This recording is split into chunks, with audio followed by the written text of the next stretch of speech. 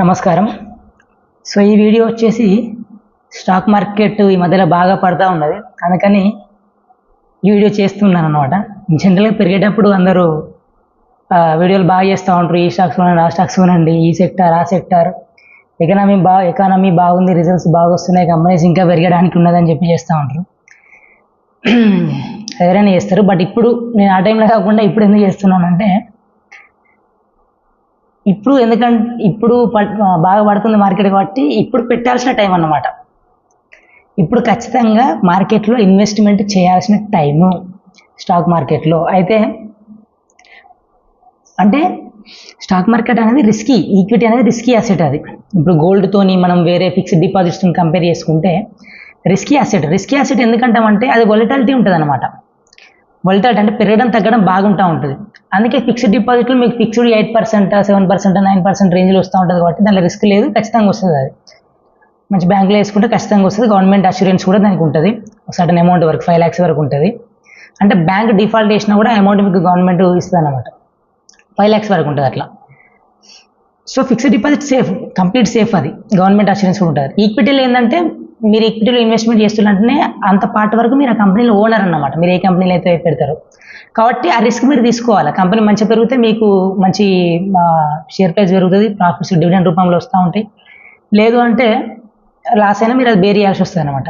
అయితే మరి ఎందుకు ఫిక్స్డ్ డిపాజిట్లో వేసుకోవచ్చు కదా, ఇలానే ఎందుకు ఇలానే ఎందుకు చేయాలి ఇది అంటే, ఎక్కువ రిటర్న్ వస్తుంది కాబట్టి. మరి ఎక్కువ రిటర్న్ వచ్చే వాళ్ళు అందరూ ఇలా వేసుకోవచ్చు, ఫిక్స్డ్ డిపాజిట్లు ఎందుకు చేయాలంటే అలా వొలటాలిటీ ఉంటుంది, కాన్స్టెంట్గా పెరుగుకుంటూ పోతుంది. ఫిక్స్డ్ అమౌంట్ పెరుగుతుంది, తగ్గడం అనేది ఉంటుంది దానికి. ఇక ఫిక్స్డ్ డిపాజిట్లో గోల్డ్ కూడా మోస్ట్లీ సేఫ్ అనమాట. కొద్దిగా లాంగ్ టర్మ్ హోల్డ్ చేసినా కూడా అది ఎక్కువ అంతగానో పడడమే ఉండదు, ఓవరాల్గా పెరుగుతూనే ఉంటుంది. అప్పుడప్పుడు కొద్దిగా పడ్డా మళ్ళీ పెరుగుతూనే ఉంటుంది. అది వొలటాలిటీ అంతగానో ఉండదు, తక్కువ వొలటాలిటీ గోల్డ్ది.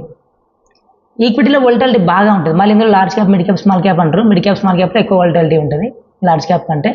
సో ఇప్పుడు మార్కెట్ బాగా పడ్డది కాబట్టి ఇప్పుడు కూరగాయల ధరలన్నీ మనం తగ్గినప్పుడే, ఇప్పుడు టమాటాలు తక్కువ దొరుకుతాయి, ఉల్లిగడ్డ తక్కువ దొరుకుతాయని చెప్పి కొద్దిగా ఎక్కువ కొనుక్కుంటాం కదా, అటువంటి టైం అన్నమాట ఇది.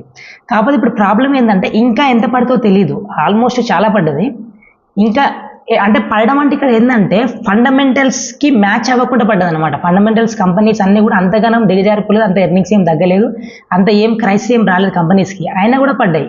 ఎందుకు పడ్డాయి అంటే ఎఫ్ఐఎస్ సెల్లింగ్ వలన, యునైటెడ్ స్టేట్స్లో ట్రంప్ రావడం వల్ల, అతను అమెరికన్ సిటిజన్స్కి జాబ్స్ పరంగా వాళ్ళని ఎంకరేజ్ చేయడం, మిగతా వాళ్ళని తీసేయడం పరంగాను, ఇట్లా కొన్ని రీజన్స్ ఉన్నాయి, చాలా రీజన్స్ ఉన్నాయి. వీటి వల్ల పడ్డది, అన్యూజువల్గా పడ్డది అనమాట. మార్కెట్ ఫాల్లో భాగంగా మిగతా మంచి కంపెనీలు కూడా పడడం జరిగింది. ఇప్పుడు అయితే ఏం చేయాలంటే ఇన్వెస్ట్మెంట్ చేయాలి. అయితే చేయగానే మనకు పెరగడం అనేది ఉండదు కాబట్టి ఏం చేయాలంటే నిజంగానే లంసమ్ అమౌంట్ పెట్టి నేను ఇంకొన్ని రోజులు ఓర్చుకుంటా, తట్టుకుంటా, కొన్ని నెలల వరకు అనుకుంటే no problem. And long term ఇన్వెస్టర్స్కి చెప్పేది, లాంగ్ టర్మ్ ఇన్వెస్టర్స్కి నేను మినిమం ఒక 2-3-4 years ఫ్రేమ్తో వస్తున్నా, అప్పటి వరకు నేను ముట్టుకోను, నాకు కంఫర్టబుల్ అమౌంట్ పక్కన పెట్టుకొని నా దగ్గర రిస్క్ తీసుకునే అమౌంట్ ఉన్నది కాబట్టి నేను పెడతానంటే లంసమ్ చేసుకోవచ్చు. లేదంటే అసలు ఆ రిస్క్ కూడా వద్దంటే బెస్ట్ ఏంటంటే ఇప్పటి నుంచి ఇన్వెస్ట్మెంట్ ఎట్లా చేయాలంటే, ఇప్పుడు ఒక 100 rupees ఉన్నాయంటే ఎట్లా చేయాలంటే 10 rupees ఇప్పుడు పెట్టండి. అంటే ఫర్ ఎగ్జాంపుల్ ఇవాళ ట్యూస్డే అనుకుంటే ఇవాళ పెట్టిలు, మళ్ళీ నెక్స్ట్ ట్యూస్డే ఇంకో 10 rupees పెట్టండి, నెక్స్ట్ ట్యూస్డే ఇంకో 10 rupees, నెక్స్ట్ ట్యూస్డే ఇంకో 10 rupees, అంటే 40 rupees 4 weeksలలో పెట్టండి. 40 rupees మీరు ఇన్వెస్ట్ చేయాలనుకునే అమౌంట్లో 40%, 10% 4 weeks పెట్టండి. ఆ తర్వాత మిగతా 60 ఉంటుంది కదా, ఆ మిగతా 60 ఎవ్రీ వీక్ పెట్టొద్దు, ఎవ్రీ మంత్ పెట్టండి. అప్పుడు ఏమవుతుందంటే ఇప్పుడు ఇంకా మనకు ఇంకెంత పడుతుందో తెలియదు, లేకపోతే ఇక్కడ కొద్దిగా పెరగవచ్చు, లేకపోతే పడవచ్చు, వొలటాలిటీ ఉంటుంది కాబట్టి ఈ ఫస్ట్ 1 monthలో పెట్టే వారం పెట్టేది ఏదైతే ఉన్నదో ఇది కొద్దిగా యావరేజ్ అవుతుంది మీకు. ఈ 40 ఏదైతే పెడుతుందో ఈ ఫస్ట్ వీక్ కొద్దిగా తక్కువలో పెట్టి ఉండొచ్చు, నెక్స్ట్ వీక్ కొద్దిగా పెడితే కొద్దిగా ఎక్కువలో పెట్టండి, మళ్ళీ తర్వాత మీకు మళ్ళీ తగ్గితే మళ్ళీ కొద్దిగా తక్కువలో పెట్టి ఉండొచ్చు. ఎగ్జాక్ట్గా మనకు తగ్గదు తెలియదు కాబట్టి అట్లా పెట్టండి. నెక్స్ట్ మంత్ మాత్రం మంత్ పెట్టండి, వీక్ పెట్టొద్దు ఇక. ఎందుకంటే మళ్ళీ మీకు మంత్లీ వొలటాలిటీ చూసుకోవాలన్నమాట, ఈ మంత్లో పెరిగిన తగిన మంత్లీ వైజ్ చూసుకోవాలన్నమాట.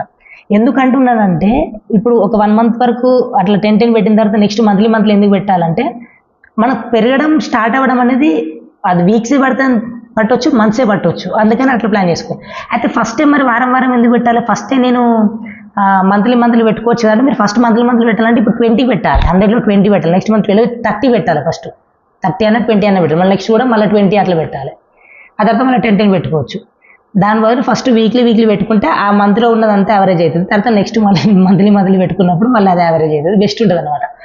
ఎందుకంటే మీ పోర్ట్ఫోలియో ఎక్కువ రెడ్లోకి పోవడం అనేది ఉండదు, మరీ ఎక్కువ రెడ్లోకి పోవడం అనేది ఉండదు అనమాట అట్లా. ఎందుకంటే మీకు ఆల్రెడీ ఇంకొద్దిగా క్యాష్ రెడ్లో పోయిన కూడా మళ్ళీ మీరు పెడుతున్నారు కదా, మళ్ళీ తక్కువలో పెడుతున్నారు కదా, యావరేజ్ అవుతుంది.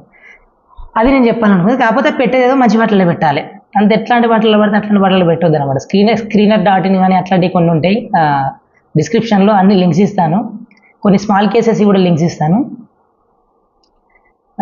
అట్లాంటి పెట్టేసి స్క్రీనర్.inలో మీరు ఆ కంపెనీ కొడితే ఆ కంపెనీ యొక్క కిందకి వస్తే ఆ కంపెనీ డీటెయిల్స్ అన్నీ వస్తాయి. అందులో మీకు సేల్స్ ఉంటాయి అన్నమాట, క్వార్టర్లీ సేల్స్, ఇయర్లీ సేల్స్ ఉంటాయి అనమాట. ఆ sales over a period of time పెరుగుతూ వచ్చింది తగ్గుతూ వచ్చింది, ఏ రేంజ్లో ఉన్నాయో చూసుకోండి అట్లా.